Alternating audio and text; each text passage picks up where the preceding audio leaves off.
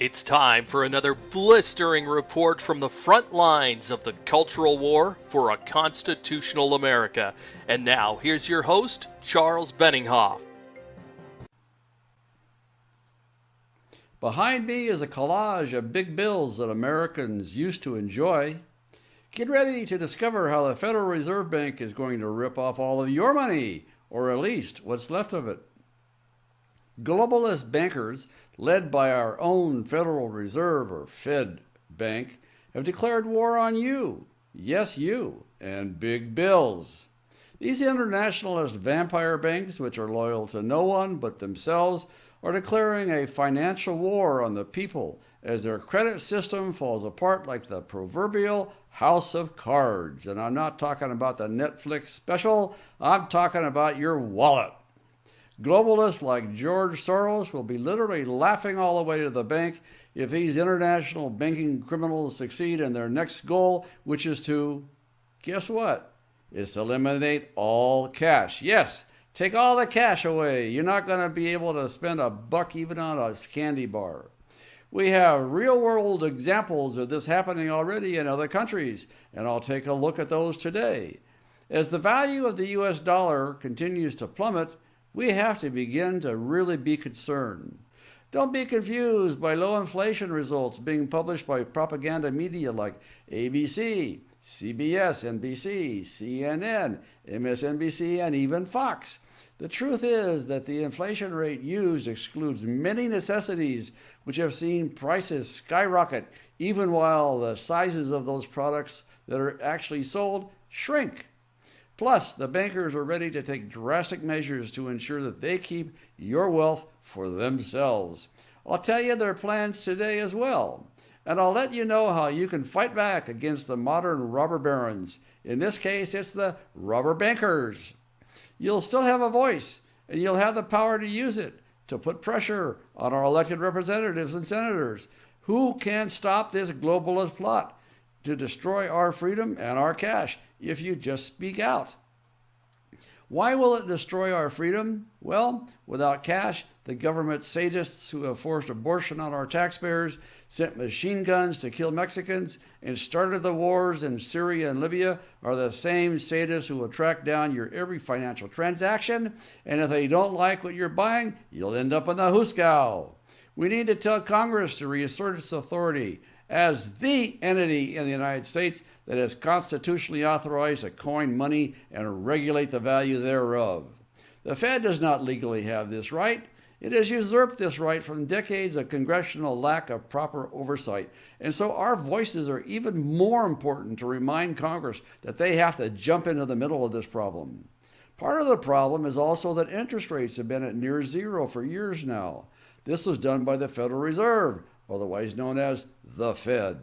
This low rate of interest is an intergenerational ripoff because seniors' hard-earned bank deposits are earning nothing, even while Wall Street is borrowing their money at practically zero interest and gambling away the future of America in the coming stock market crash that is surely on its way. It happens every 10 years. Doesn't matter whether Obama's in office or Trump is in office. It happens every 10 years, and it's coming.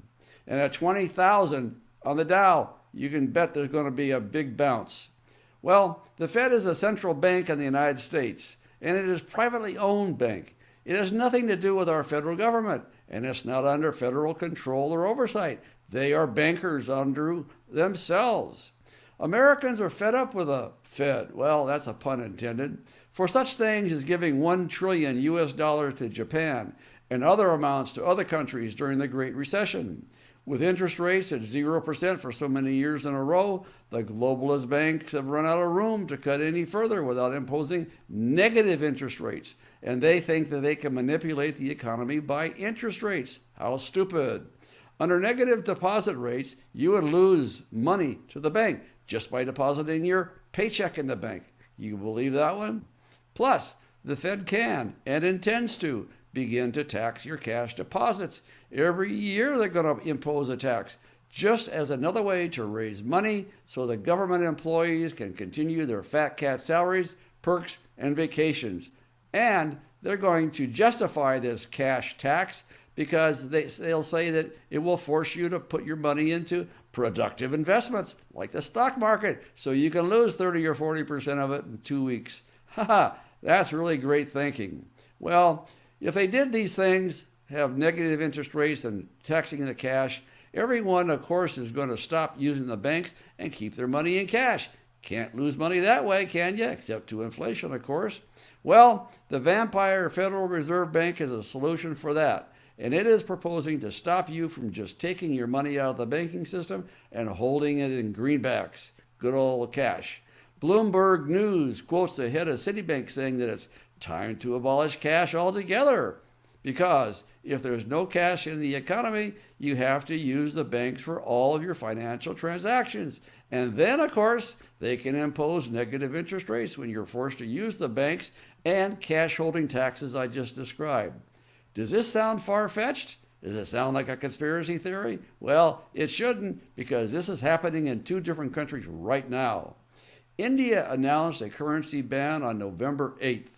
A country of hundreds of millions of people, and they're not going to have any cash to even trade things between themselves. The Prime Minister of India gave a speech that day and told everyone that in just 4 hours, that's 1, 2, 3, 4, 4 hours after a speech, all 500 and 1,000 rupee notes would be banned as cash currency.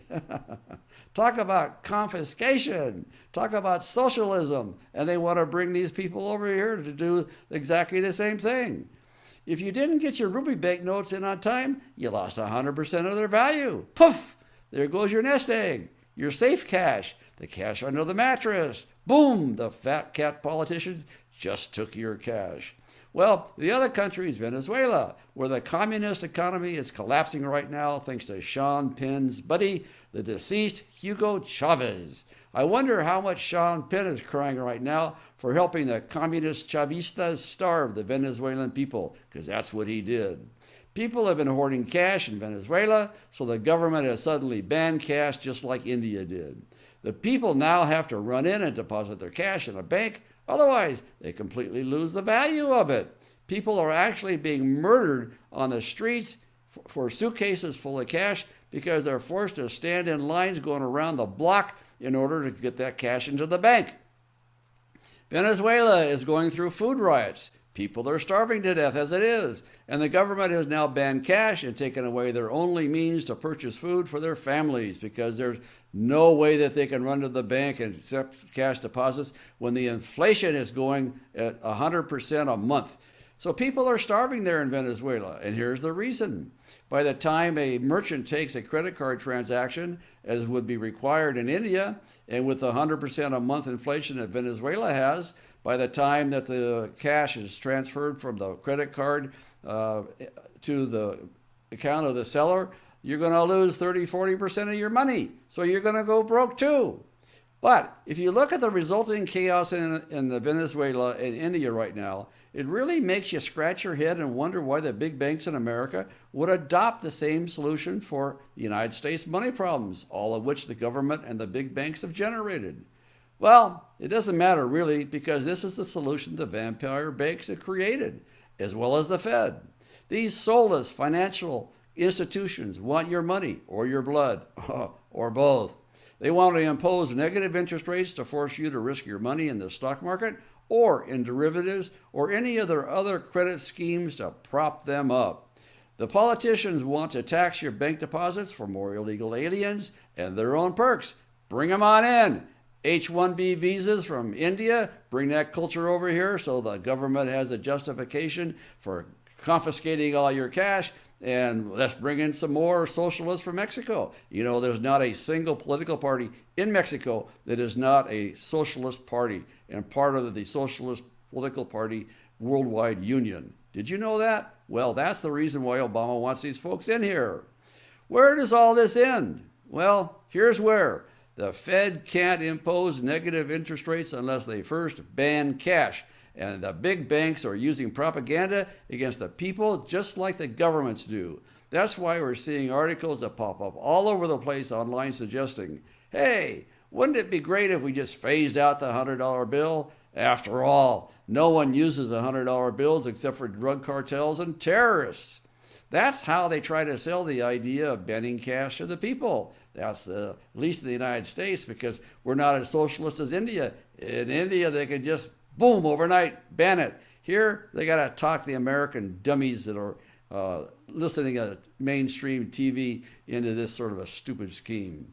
But making average Americans become pseudo drug cartel bosses because they got a $100 bill in their wallet is something that probably will not fly, and it will cause a lot of problems. Did you know that in the 1930s, America had a $100,000 gold certificate banknote? If you look behind me, you'll see at the top one of those notes, $100,000. That's like a $4 or $5 million right now because of inflation. And during my own lifetime, there were $500, $1,000, $5,000, and $10,000 banknotes in circulation.